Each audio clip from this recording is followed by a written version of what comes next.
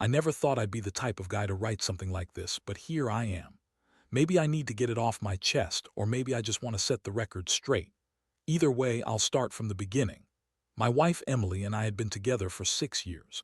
We met in college, fell hard, and after what felt like a lifetime of planning, we were finally getting married. I remember the day we booked the venue. Her eyes sparkled, and she squeezed my hand so tight I thought my fingers would go numb. Everything was perfect, or so I thought. The first red flag came a few months before the wedding. Emily started working late more often. At first, I brushed it off, thinking maybe she was just trying to finish some big project or impress her boss. It was a small, nagging feeling that I pushed aside. She'd come home with tired eyes, a little evasive, but she'd always smile and say, "It's nothing, just work." I wanted to believe her. Hell, I needed to. Then came the calls. Not all the time, but enough that I noticed. Her phone would buzz and she'd excuse herself to answer. Sometimes I'd catch her swiping her screen quickly, hiding the message. I never saw what it said, but the way she'd dart her eyes or wipe her hands over her face told me she was guilty of something. Still, I told myself I was paranoid. It was just stress, just work. The second red flag was her closeness with her boss, Mr. Carlson. She mentioned him in passing, always with respect, sometimes admiration. "He's mentoring me," she'd say with a smile. But I could see the way her face lit up when she talked about him, the way her shoulders relaxed, the way her laugh became a little softer. I watched her from a distance, trying to dismiss that flicker of jealousy gnawing at me. Then one afternoon I decided to surprise her at her office. It was a Friday, and I was feeling a little possessive, maybe even reckless. I turned off the street and saw her car parked outside. I parked mine nearby, and my stomach twisted a little. I didn't want to be the jealous husband. I just wanted to see her, confirm she was fine.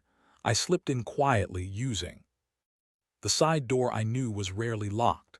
The office was quiet, mostly empty.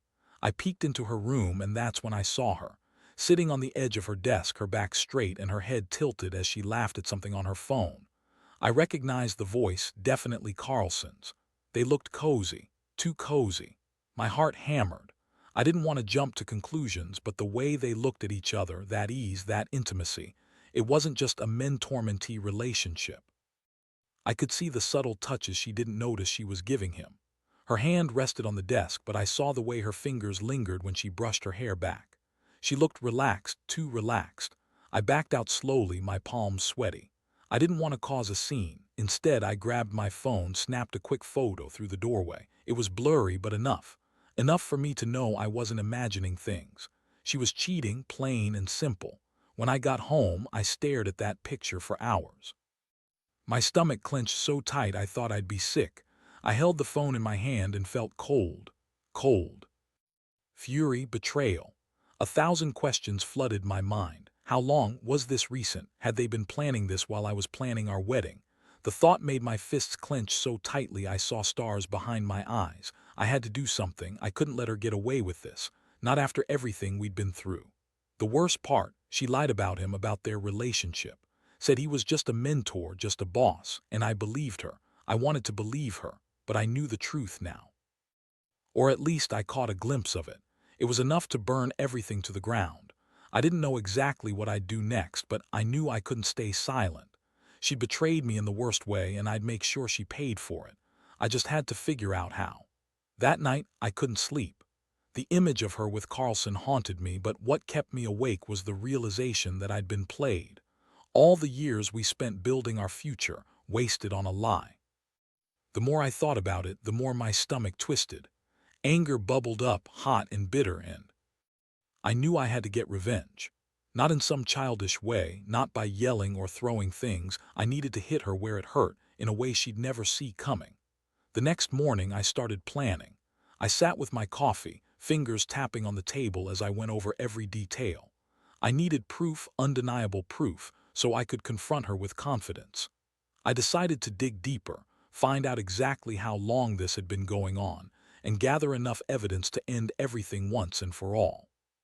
First, I checked her phone. Her passcode was easy enough to guess. I found dozens of texts, late-night messages, and flirtatious emojis. Some were innocent, sure, but most hinted at something far more intimate. She'd mentioned plans to meet him outside of work, made excuses about mentoring sessions that sounded more like dates. My stomach turned every time I saw her words, her kisses disguised as professional advice. Next, I subpoenaed her emails. I wasn't sure how, but I knew enough about tech to get into her account. There were emails from Carlson, full of suggestive language, promises to take care of her, and plans to leave. I printed everything, watching her name pop up over and over again. This was beyond cheating, this was deliberate. They had been plotting to leave me and start fresh together. I kept digging. I even set up hidden cameras around the house, just in case she tried to hide her tracks or make any sudden moves. I didn't trust her anymore. My palms were slick with sweat every time I checked the footage. Nothing yet, but I knew it was only a matter of time before she slipped up. Meanwhile, I started talking to a lawyer. I didn't want to storm in blind, so I made sure I had a legal plan in place.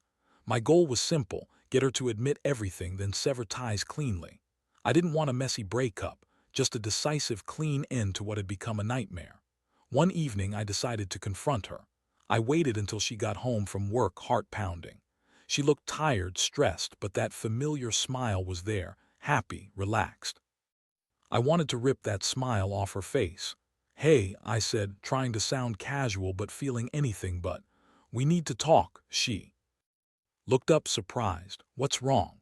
I pulled out the phone with all the evidence on the screen, let her see the proof. "Tell me what this is," I demanded. "Tell me why you've been lying to me." Her face drained of color. She stammered, trying to explain, but I cut her off. "Don't bother, I already know everything. You and Carlson planned this, didn't you?" She clutched her chest, eyes wide. "It's not what you think, we're just—" "I think you're a liar," I said coldly. "And I think you've been planning to leave me for him all along." She broke down then, tears streaming down her face. "I never wanted to hurt you. He was the only one who understood me. We're leaving after your birthday. We've already made arrangements." That was the moment I realized I couldn't just walk away. I had to make her regret it. I needed a plan, something to hit her where it would hurt the most, without crossing into something destructive. I wanted her to see the destruction she'd caused, to feel the weight of it. So I started to formulate my revenge. It wasn't about petty revenge or petty cruelty. No, I wanted her to understand what betrayal costs. I'd give her a taste of her own medicine, but I wouldn't do it by cheating or violence. I'd be smarter. I'd make her see that her choices had consequences. In the coming days, I laid out my plan. I would expose her to her boss, show everyone what she'd been hiding. I'd make sure she lost everything she cared about, her reputation, her career, even her freedom if I had to. I wasn't going to just end it with a breakup. No, she'd regret ever crossing me. And when she felt the pain of losing everything, I'd be there to watch her fall. I looked at her, trembling with anger and cold resolve. "You wanted to screw me over, fine. I'll be the one to make sure you pay, and trust me, I don't do things halfway." She looked at me, eyes pleading, voice trembling. "Please don't do this. There's still time to fix this." But I knew better. Some betrayals can't be fixed and some wounds don't heal. I was done waiting. The plan was set. Now I just needed to wait for the right moment to strike. In the days that followed, I kept my cool on the surface, but inside I was boiling. Every time I saw her, I felt that familiar burn of betrayal, a mix of fury and cold determination. I knew I couldn't just confront her again without making sure I had everything in place. Timing was everything. I wanted her to feel like she was winning, just for a moment, so I could pull the rug out from under her. I slowly turned up the heat, playing the patient husband while secretly orchestrating my plan. I started by hiring a private investigator. I needed someone to confirm what I already suspected, how long they'd been sneaking around, what their plans really were. I didn't want to jump the gun and ruin everything on a hunch. I needed proof, undeniable, airtight proof. The pie came back after a few days with a detailed report. Turns out Carlson and Emily had been meeting outside of work for months. Not just a mentoring thing, secret dinners, hotel stays, even weekend trips. They'd been plotting their escape while I was planning our wedding anniversary surprise. That was the moment I realized. This wasn't just a fling. This was a full-blown, deliberate betrayal. Seeing the photos of them hugging in a hotel room made my stomach turn again. I felt the old rage creeping in. I was furious, but I kept it under control. I had to be smart. The last thing I wanted was for her to catch wind of my plans prematurely. Next, I set up a little sting of my own. I got a burner phone, started texting Carlson pretending to be someone else, someone who knew about their plans. I played the fool, pretending I was sympathetic, asking about their timeline. I wanted to know exactly when and where they'd be leaving. I pored over every message, every detail, until I had the perfect window. During all this, Emily kept acting like nothing was wrong. She'd be affectionate, even tender, trying to keep me pacified. I could see her trying to hold it together, but I also saw the cracks. The nervous glances, her fingers tapping nervously when she thought I wasn't looking. She was scared, but she was also desperate, and that only made me more determined. One evening, I sat her down in the living room. Heart pounding, I laid out everything, showed her the evidence, the texts, the photos. Her face went pale. "You've been stalking me," she whispered. "Stalking?" I scoffed. "No, I've been protecting myself from a betrayal. You and Carlson had an agreement, didn't you?" She tried to deny it, but her voice cracked. I could see the guilt smearing across her face like a streak of paint. I don't know, we're just trying to figure things out. After your birthday, we'll leave." I shook my head, feeling the rage boil over. "No, not anymore. I'm done waiting. You thought you could just sneak away while I was oblivious. Well, I've got all the proof I need. And honestly, I don't want a wife who cheats on me and lies to my face." She collapsed onto the couch, tears streaming down her cheeks. "Please, don't do this. I didn't mean for it to get this far." I looked at her, my jaw clenched tight. "You thought I'd never find out, that I'd just accept your little game. Well, I'm not that stupid. And I'm not going to let you walk out the door like it's just some mistake you made. You're leaving, but not without consequences." That night, I finalized my plan. I called my lawyer, laid out everything. We'd get through the divorce, sure, but I wanted her to know she couldn't just cheat and walk away unscathed. I was going to ruin her plans, destroy her reputation, make sure she felt the full weight of her betrayal. I arranged to have her phone and laptop seized. More evidence, more leverage. I knew she'd try to hide things, but I was prepared. I wanted her to understand that what she'd done was unforgivable, and I was going to make damn sure she paid. The day after, I set the final stage. Her suitcase was packed. Her keys and phone were ready to be handed over. I wanted her to feel like she was losing everything, because she was. When she came home that evening, I was sitting on the couch, calm and cold. "Here," I said, handing her the keys and the divorce papers. "This is the end of everything we had. You wanted to leave, so I'm making sure you do it on my terms." She looked at me, tears brimming again, but I didn't care. I was done. Because sometimes the only way to teach someone a lesson is to show them that their actions have consequences. As she gathered her things and left that night, I felt a strange mixture of relief and emptiness. I had done what I needed to do. I'd taken control, and I'd made her see what happens when you betray someone like that. My takeaway: never ignore the red flags. Trust your instincts, and when someone crosses the line, don't be afraid to fight back. Because sometimes revenge isn't about destruction. It's about reclaiming your dignity. The house felt eerily quiet after she left. For the first time in months, I could breathe without looking over my shoulder. My hands still trembled a little, but I felt a strange sense of relief. The anger that had been simmering for days finally started to ebb, replaced by a cold clarity. I knew I'd done what I needed to do, but I also knew this wasn't the end. Not really. It was just the beginning of a new chapter, one where I took back control. In the days that followed, I focused on cleaning up the mess she'd left behind. I called my lawyer again to finalize all the divorce paperwork. It was a straightforward process, but still, I felt the weight of it, like ripping off a bandage that's been stuck for way too long. I signed the papers, handed everything over, and made sure the house was legally mine. I wanted nothing left to her. I also decided to delete every trace of her from my life. Her number, her emails, her social media accounts. I didn't want to keep anything that reminded me of her. It wasn't about erasing the past, it was about reclaiming my future. I had been betrayed, yes, but I refused to let her poison my mind with her lies anymore. One thing I did keep was the evidence. The photos, the texts, everything I'd gathered. I wanted to keep them safe, not to dwell, just in case I needed them later. I'd learned the hard way that sometimes you have to anticipate the worst, even when you're hoping for the best. But there was one thing I couldn't shake, this gnawing need for closure. I knew I had to confront her one last time, not to beg or plead, but to make sure she understood exactly how much she'd lost. I wanted her to feel the sting of her own betrayal, the way I had for days now. So I arranged a meeting at a neutral place, a quiet cafe downtown, away from the chaos of our home. I wanted her to see that I was calm and control, not hiding behind anger but standing tall. When she arrived, she looked exhausted, her face pale and her eyes red-rimmed. I saw the guilt, the shame, and it sparked a small satisfaction inside me. I didn't waste time. I looked her straight in the eyes, voice steady but cold. "You thought you could slip away and start over, didn't you?" She swallowed hard. "I didn't mean for it to go this far." "Sure," I said, leaning in slightly. "You thought I'd never find out. You thought you could cheat on me, lie to me, and then just walk away like it was nothing." "I was scared," she whispered. "I didn't want to hurt you. I thought we could fix this." "Fix it?" I scoffed. "You were planning to leave me."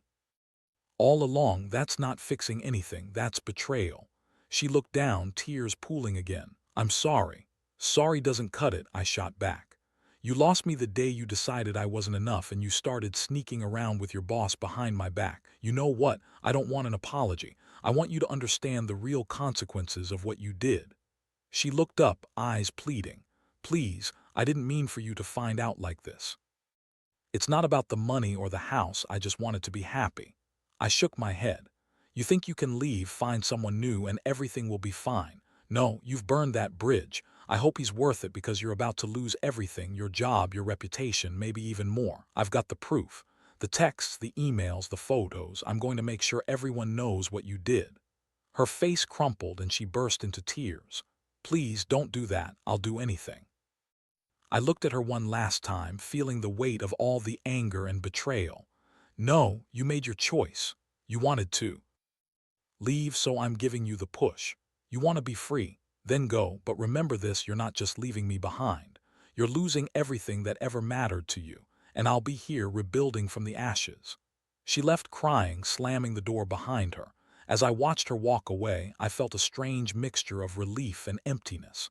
The revenge had been swift, calculated, and final. I'd made her feel what she'd done to me, and I'd taken back my dignity. Looking back now, I realize that some betrayals can't be forgiven, only endured and fought back against. Trust is fragile, one mistake and it's gone. My advice: watch the red flags early, and when someone crosses the line, don't hesitate to take action. Sometimes you have to be the one to teach them what losing really looks like. Because in the end, the only person responsible for your happiness is you. The dust had barely settled after she left. I spent those days in quiet reflection, the kind that hurts but also clears the head. I kept busy, not just to distract myself but to rebuild what she'd almost destroyed: my confidence, my sense of security, my future. Every night I'd lie in bed and replay everything, but I refused to let those thoughts drown me. Instead, I focused on moving forward. One thing I knew for sure: I couldn't stay here in this house, not with her betrayal still fresh in my mind. I contacted a realtor, set up a viewing, and within a week I was handing over the keys. Watching her walk out that door for good was oddly satisfying. It was like ripping off a bandage, painful but necessary. I refused to let her poison my life any longer. I also took the time to reconnect with old friends.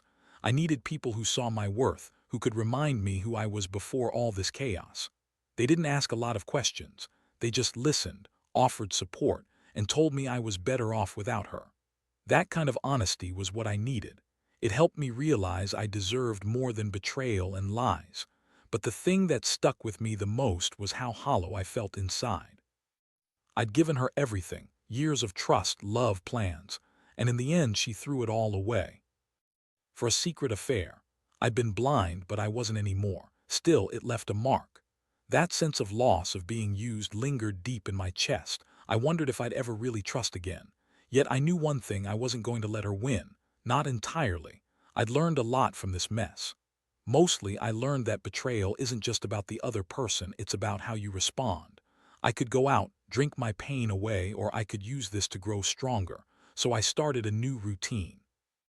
I went back to the gym, pushed myself harder than I ever had.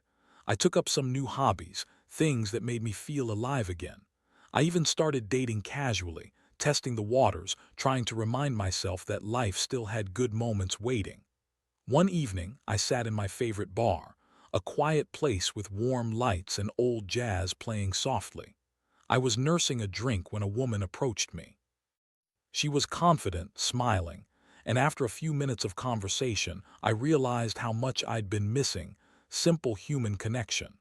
We parted ways that night, but the experience reminded me that life still held surprises. Every day I felt a little more like myself. The bitterness faded, replaced with clarity. I looked at myself in the mirror and saw someone who had been betrayed but hadn't broken. Someone who was still standing, still fighting. I knew I'd be okay, better than okay. And that's when I started to think about the future. Not with her, not with the betrayal, but with a new outlook. I'd learned to trust myself again, to listen to warning signs early, to never ignore that little voice in my head telling me something's wrong. I've been lucky in a way, though it hurt. I learned my lesson fast. My advice: don't ignore the red flags. Don't let someone betray you and then pretend it didn't happen. When you see the signs, act. Protect yourself before it's too late. Because ultimately, no one else is going to do it for you. That betrayal could have destroyed me, but I chose to rebuild instead. And I'm still doing it. Now I'm cautiously optimistic about what's next. I know trust is fragile, but I also know I have the strength to rebuild it, first within myself and then, maybe someday, with someone new. But now I'm focusing on me. That's the best revenge I could have asked for, because when you take control of your life again, nothing and no one can take that away. And trust me, I'll never let anyone do that to me again. The months went by faster than I expected. Time has a way of dulling the sharp edges of pain, and honestly, I started feeling more like myself than I had in years. I still think about her sometimes, about how completely she shattered my trust, but now it's more distant, something I acknowledge and move past. The biggest lesson I've learned is that betrayal doesn't define me. How I respond does. One day, I took a deep breath and decided to take a practical step. I handed over the last of her belongings, and with it, the final piece of the past I wanted to leave behind. I sat in the living room that used to be filled with her presence, and I carefully put her keys, her jewelry, all her stuff into a box. Then I walked out to my car, and without hesitation I dropped the box into the trunk. That was it. Done. Later. That week I met my lawyer to finalize the divorce. It was a straightforward process: filing the papers, signing on the dotted line, ending what I now saw clearly as an illusion of happiness. When I handed over the final document, I felt a strange sense of liberation. The weight that had been pressing on me for so long finally lifted. I knew she'd probably move on quickly, find someone new, maybe forget about the pain she caused me. But I didn't care anymore. I had rediscovered the strength to rebuild, to trust myself again. I realized that the most critical thing was to focus on my own happiness, not her. The truth is, she made her choice and I made mine. I refused to be a victim of her betrayal. Instead, I became someone who learned to stand taller, who learned from the pain, and who refused to let it define my future. Every scar I carry now is a reminder that I survived, that I came out stronger. Looking back, I see the whole experience as brutal but necessary. It forced me to confront who I am, what I want, and what I'll never accept again. I don't hate her. I don't even wish her ill. I just wish her well from a distance. Because I know now that my happiness is in my hands, and I won't let anyone take that away from me again. So, to anyone reading this who might be in a similar situation, trust your instincts. Watch for those red flags and don't be afraid to stand up for yourself. Sometimes, the best revenge isn't revenge at all. It's walking away with your dignity intact and knowing you've won the most important battle: reclaiming your life. And that's what I did. I handed over the keys, closed that chapter, and turned the page. Because no matter how deep the betrayal, you have the power to rebuild what's broken. And trust me, it's worth every bit of the effort.